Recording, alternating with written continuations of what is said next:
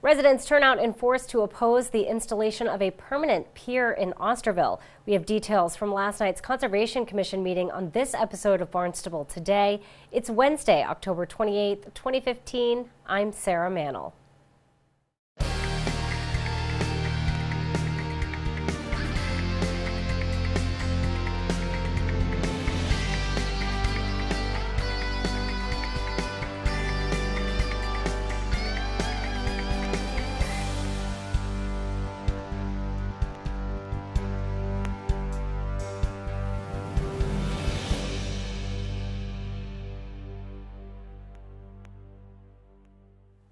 A proposal to replace an existing seasonal pier with a permanent pier at 260 North Bay Road in Osterville creates a stir during last night's Conservation Commission meeting.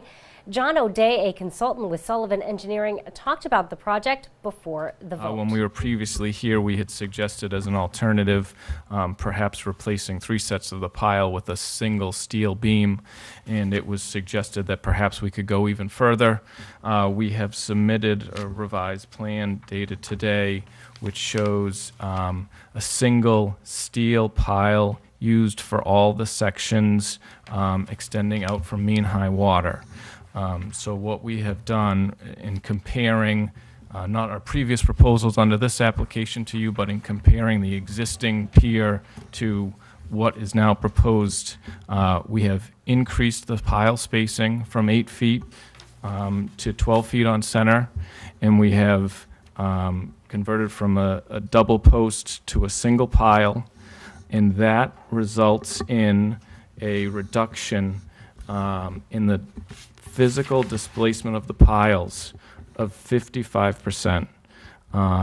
We had spoke last time about the assumed disturbance of the seasonal installation removal of the post as being, approximately equal to a permanent pile. We're not taking that into account at all in this. This is just a comparison of the physical structure is a reduction by 55%. I would also note that the existing pier was proposed and was constructed at an elevation 6.5, which is a little bit higher than what we would typically do, about a foot to foot and a half higher than typical. And we believe that provided and provides adequate access underneath. So at low water, we have a clearance of almost 6.5 feet to the deck to walk clear underneath. And now we have, again, increased the spacing to provide more room between the vents where one could traverse. Many residents turned out to oppose the project, including a Fred Dempsey, a resident of West Barnstable. I'm an avid shellfisher and have been clamming since moving here in 2000. My interest in this application is somewhat different. I've related to what I've read in the recent published 208 plan. This report is a Cape-wide quality management plan update that has been about 3 years in the making and is a thorough documentation that explains what needs to be done to solve the problems of excess nitrogen that is destroying our lakes' shorelines on Cape Cod. Let me say this for those who have not read the 208 report. It is an update of the 1978 document that was prepared by the then Cape Cod Commission to address degradation of Cape Cod waters from excess nutrients, primarily nitrogen.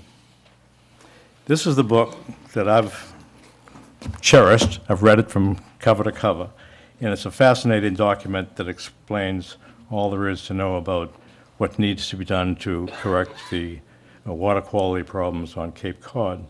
There is also an accompanying video that's available for all those who want to look at it. It's fascinating information if you haven't become aware of it.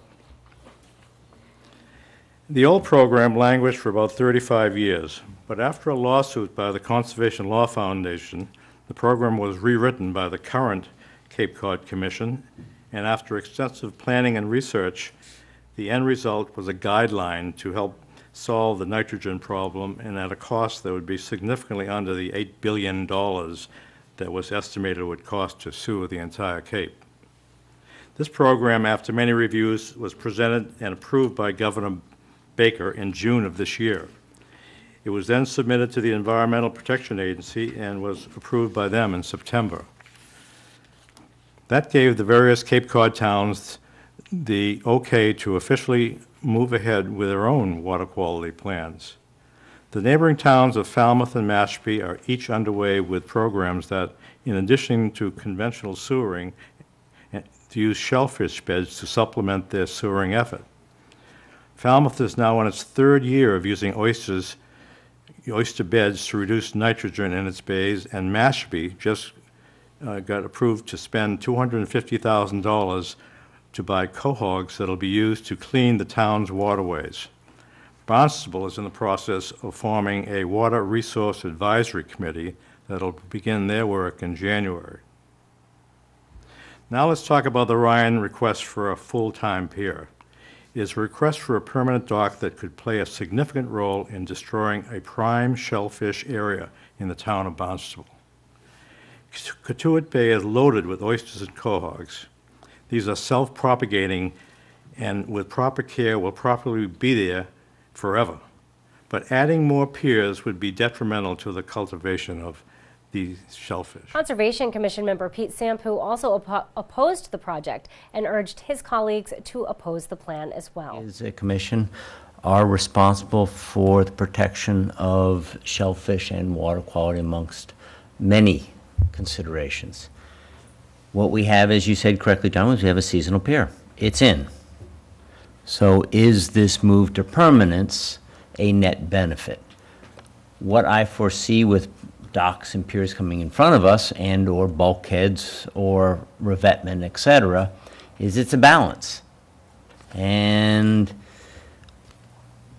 Dennis, I will admit, as I've done more than once concerning this, it's talking with Tom Marcotti. He looks at me and says, Pete, what's happening there? You guys aren't doing seasonal piers anymore. And it really wasn't until I dug hard into this that, because Tom had this as an underlying professional opinion, but he didn't give me the actual hard data as to why this was such a large concern.